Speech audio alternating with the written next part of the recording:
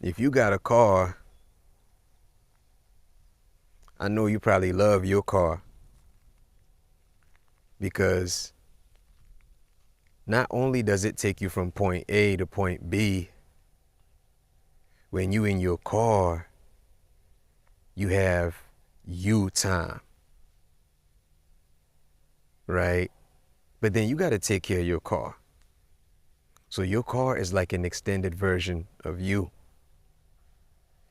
Got to put gas in it, got to charge it, and when it runs down, you got to put gas in it, charge it, and if the battery dies, got to replace it, and if something breaks down, you got to replace it, right? That way it can serve its purpose. Now let's shift it over to the human body. The human body is our divine vehicle. According to the scriptures, it is the temple. So that means that if it is the temple, there is a priest or a priestess within that temple. If it is a kingdom, then there is a king, a queen within that temple, right? And we know that it is an intricate, a very, very powerful, interwoven, miraculous, biological entity that we sometimes take for granted. We eat when we're hungry, right? So we can replenish the energy. We drink water, and that right there is divine fuel, right?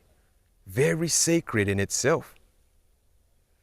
And if we are not conscious of the fact that the body is traveling and that the body does not only take us from point A to point B, but it is aging, it is depreciating, returning back to its essence.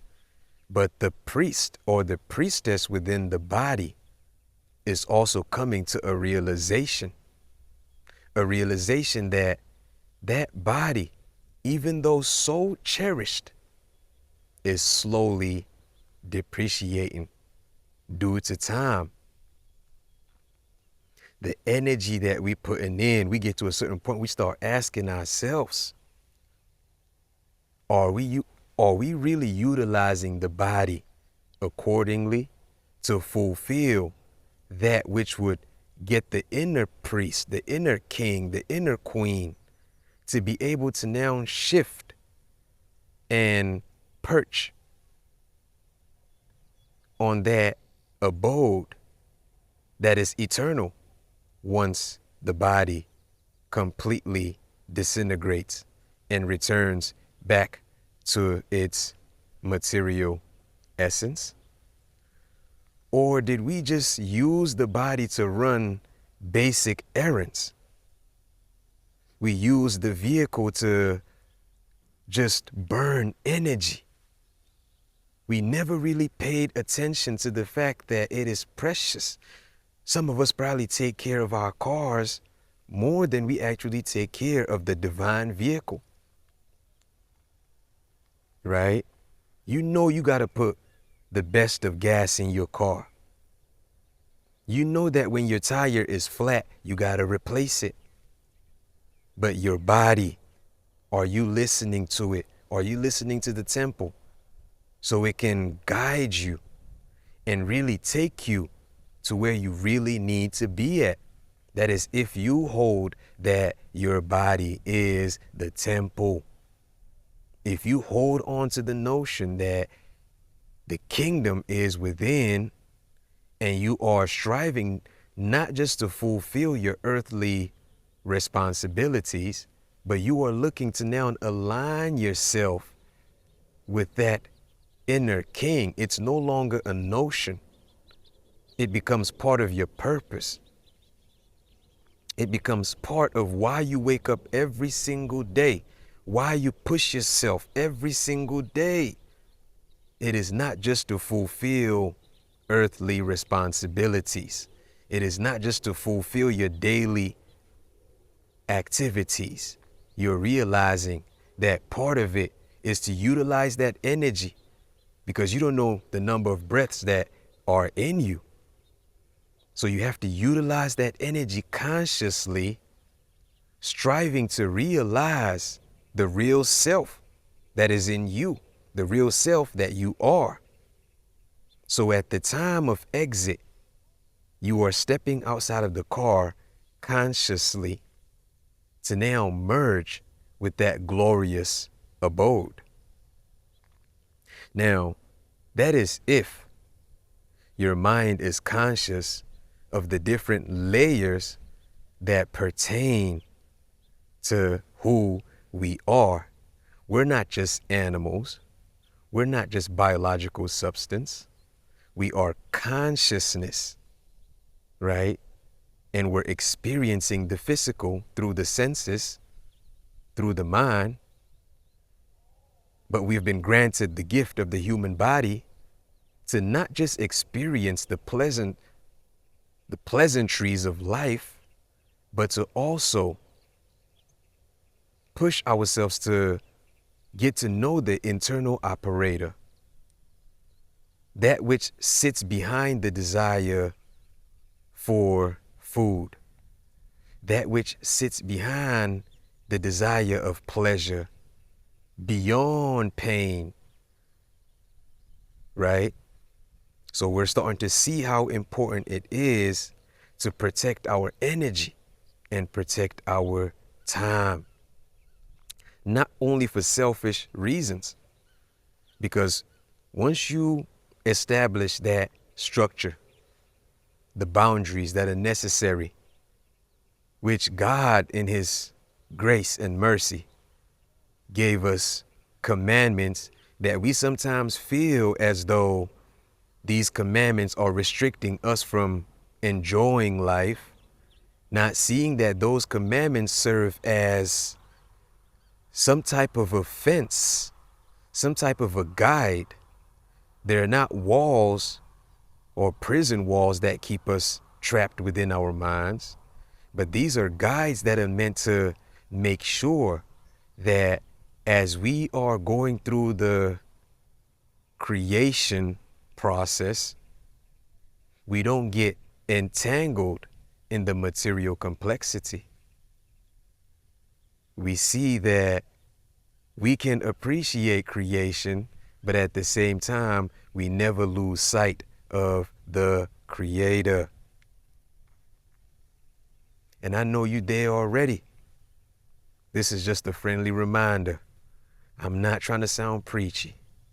Once you come to the chosen's path, you're going to be reminded that is my responsibility to make sure that you're not just on the path walking and admiring flowers and admiring trees and admiring the creation, forgetting that which is inside of you that is even getting to admire and appreciate the external.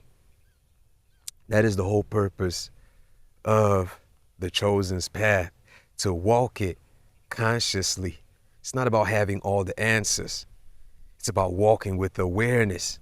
And we're not only aware of the external, we are also aware of the internal field. Protect your energy, your time, because we will not always have the energy. As we see the body getting older, as time is chopping the tree down, we start to realize that all the energy that we had, the vitality, we use that towards